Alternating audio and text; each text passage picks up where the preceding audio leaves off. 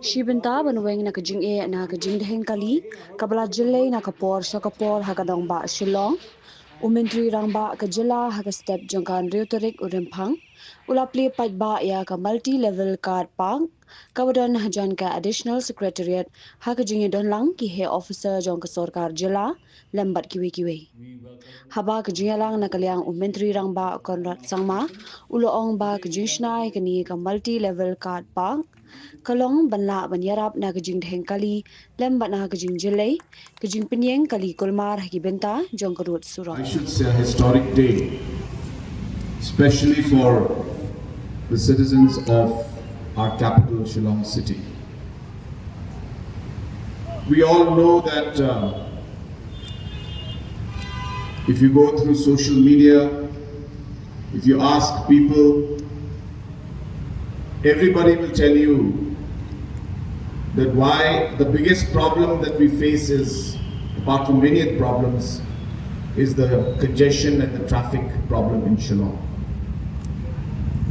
And whoever I meet, especially officials who come from outside, people who come from outside, the first thing they tell me is, why aren't you doing something about the traffic? So this is a common thing that we have all gone through and we all go through every day.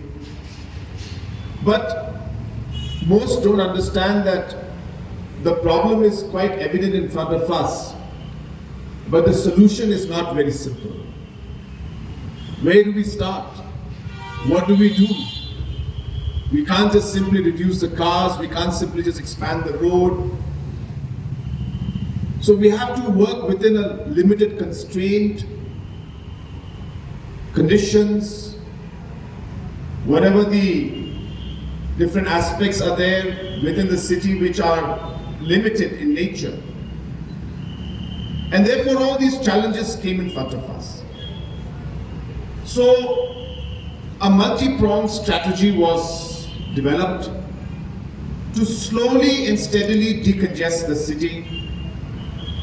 Of course, first aspect was to figure out what really is the problem.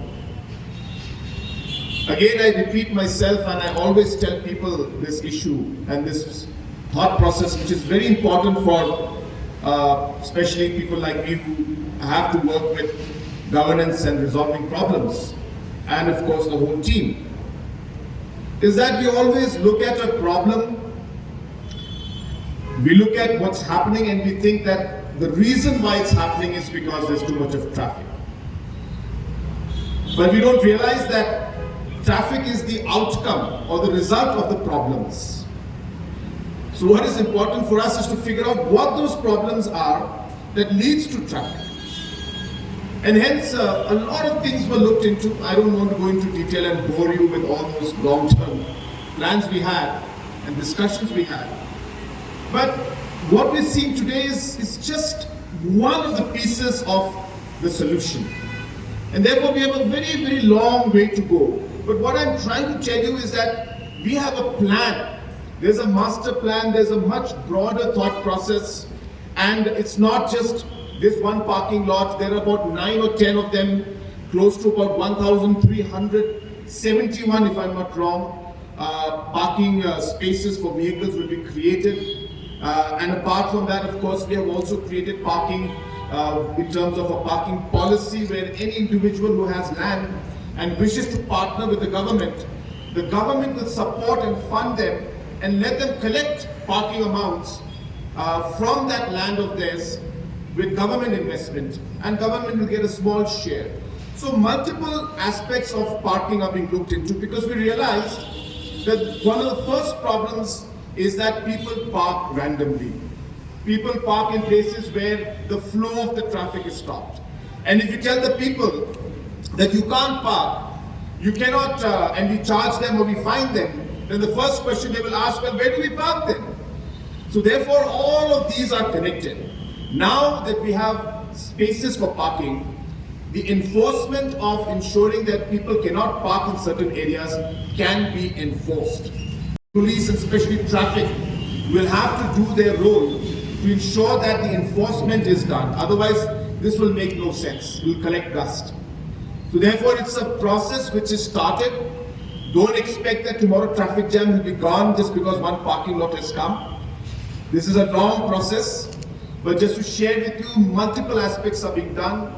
Whether you talk of these parking areas being created, whether you talk of space being created in Kindailar area so that we have more space for the buses and the taxis that park out there so they don't park on the main road, whether it is the hawkers who sometimes are on the road and are congesting the main road where traffic moves, and hence we have to shift them.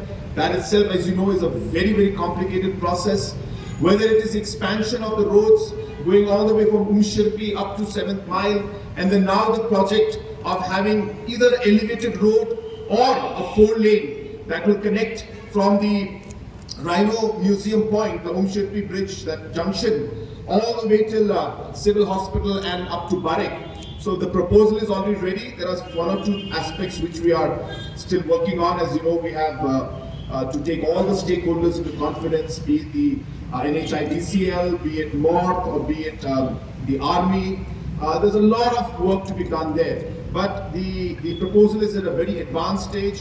And hence you can imagine all these bottlenecks which are there, once they are clear. So you can imagine if there's an elevated road or a 4-lane that will come from Anjali Point all the way to Civil Hospital. As I said, either elevated or 4-lane. We're working on both options. Negotiations are on with the Army, so we are waiting for a final call.